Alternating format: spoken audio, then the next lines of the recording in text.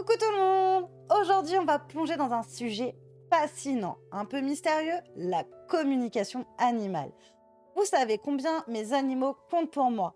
Alors forcément, tout ce qui peut m'aider à mieux les comprendre, ça m'intéresse. Et d'abord, c'est quoi exactement la communication animale? Eh bien, c'est une pratique intuitive qui permet de se connecter avec nos compagnons pour recevoir des messages de leur part, des ressentis physiques, des émotions, des besoins et tant d'autres choses. Certains praticiens utilisent des techniques comme la sorte de télépathie, on pourrait dire. D'autres travaillent avec des sensations ou des images mentales et d'autres utilisent des cartes pour s'aider à mieux entendre les informations que ton chien ou ton chat va vouloir donner ou ton chien, voilà, ton animal.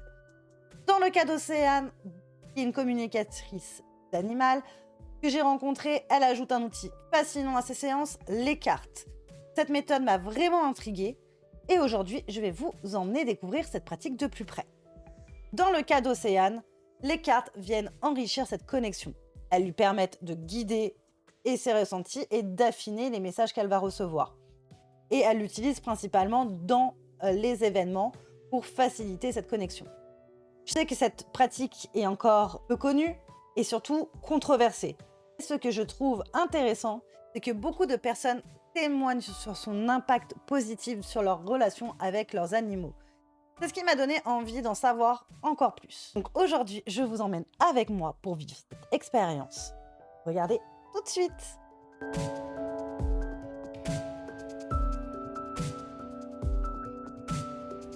Je pose pas de questions au travers des cartes parce que je préfère vraiment être dans ma bulle, dans mon cadre avec l'animal où on part vraiment plus en profondeur sur les choses.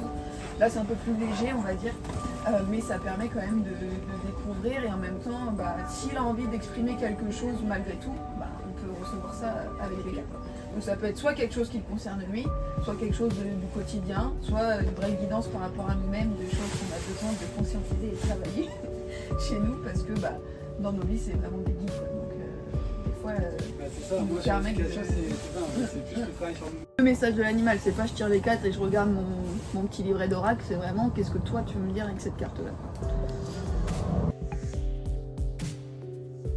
Océane se concentre pour voir qui veut dialoguer avec nous, si c'est Aria ou si c'est Baba. Non, je vois Baba en retrait, donc c'est Aria qui va parler. Je la vois en observatrice. Observateur, c'est une fille? Non, fille. C'est Valentine. Okay. Dis Baba. Ça date... Je la vois devant moi, elle fait salut.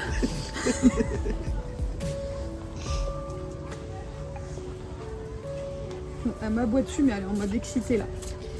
Océane se concentre, mélange les cartes, puis choisit celles qui tombent avant de les remettre en place. Alors, elle est un peu... je sais pas si le mot c'est ambivalente ou en dualité.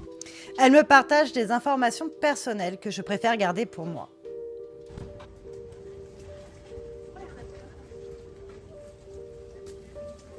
Mais en même temps, elle rappelle quand même l'importance, et là tu vois, c'est autant pour elle que je pense que c'est bien de conscientiser pour nous, d'avoir aussi nos moments de repli avec soi-même et de se ressourcer, prendre ces moments vraiment seul avec soi-même, ça fait du bien. C'est bien d'être expansif et partagé, mais c'est vraiment bien aussi de réussir à se retrouver avec soi. Tu sais, je la sens pas hautaine, mais un petit peu. Tu sais, vraiment limite à ce genre, me touche pas. Et tu sais, elle te lance des coups d'œil en mode mais ta fille il capte pas le mec, il faut pas m'approcher. Ouais. Elle dit moi je suis bien avec mes chats. Elle dit en plus ils ont à peu près la même taille que moi. Je sais pas si c'est vrai, mais...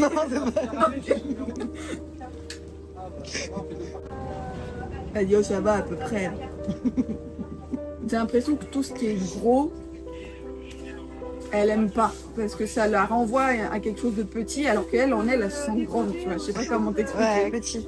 Ouais, en tout cas, elle me montre les chats, mais tu sais, quand j'ai essayé de revenir sur les chiens, elle me montrait genre, tu vois, un gros labrador, et je la voyais en mode, ça veut pas dire forcément qu'elle le rencontre, mais tu vois, pour vraiment mettent un écart de gabarit entre elle et l'autre chien. Et elle le regarde en mode, ah, tu sais, j'ai l'impression limite d'être un peu frustrée en mode, mais lui il est grand et du coup il me considère comme une petite, alors que bah, moi je suis pas si petite que ça d'abord. C'est l'impression d'une grande dame en elle, là, tu vois, ce qui renvoie à ce côté un peu hautain. Enfin, entre guillemets. Ah, c'est très drôle. Ah d'accord.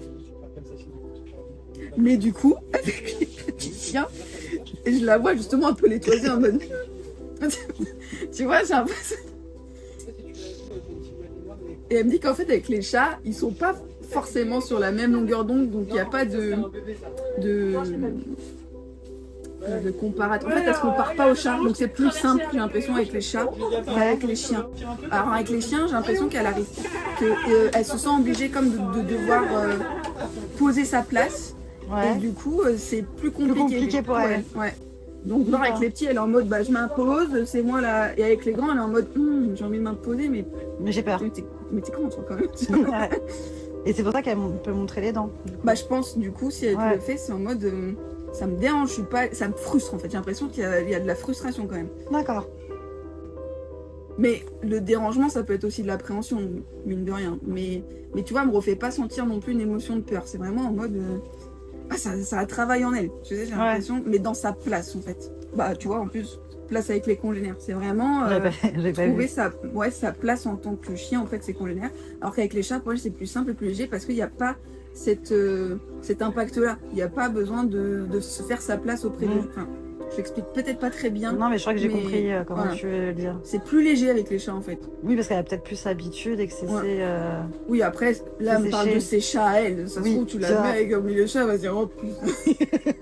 C'est quoi ça? C'est très drôle comment tu dis ça, ces chats. Ouais, parce que tu vois, je vois les deux chats à côté d'elle, elle est au milieu, et il y a vraiment, du coup, l'équilibre. Bah, c'était Luna qui parlait de l'équilibre, non? Ouais. Et du coup, bah, je les vois vraiment former un équilibre à eux trois, à L3. Je sais pas pourquoi elle m'a montré sa passe. En fait, là, dans les blocages civiques, n'importe quoi, physiques, elle monte les genoux et elle me dit, faut toquer à la porte et voir ce qui se cache derrière. En mode, coucou, c'est quoi que tu veux dire en fait? Ah, elle dit, mais pour ça, il faut apprendre à parler à son corps. Mais plutôt à l'écouter, du coup. Et elle me dit, ça devrait lui parler. Bon, elle me remonte sa patte antérieure droit. Derrière. Antérieure, à l'avant. À l'avant. Je la vois lever comme ça. Et en fait, j'ai l'impression qu'elle a des... Rhumatisme. Non, tu sais, les articulations assez flexibles, donc elle peut peut-être se faire des entorses assez facilement, j'ai l'impression. Donc peut-être une mise en garde aussi. Donc c'est pas forcément à l'avant, mais tu sais, elle monte plus les pattes, quoi, en mode... ça peut être un peu... Tu sais, je vois le truc qui tourne, en mode ça peut être un peu virevoltant.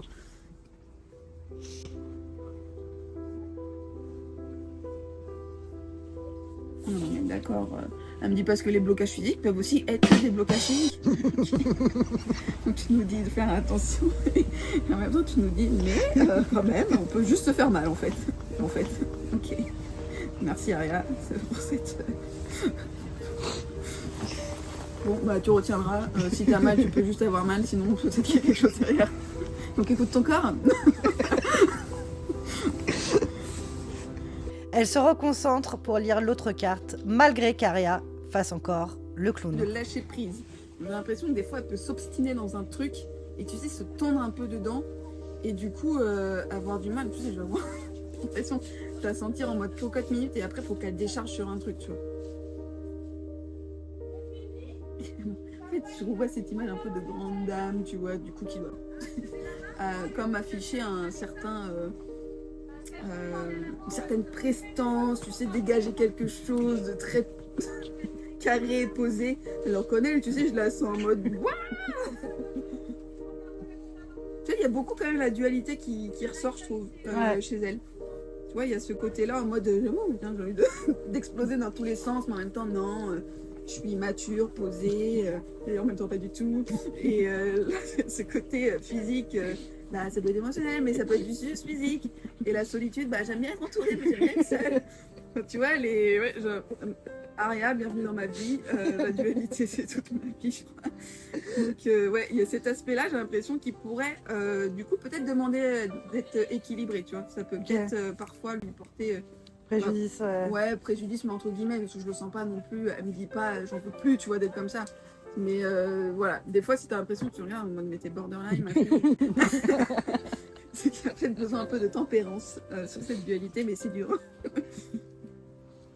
On est plusieurs jours après cette séance. J'ai pris vraiment du recul pour réfléchir à ce que j'en avais retiré et honnêtement, je suis encore impressionnée, même en montant cette vidéo, par certains aspects qu'elle a sortis.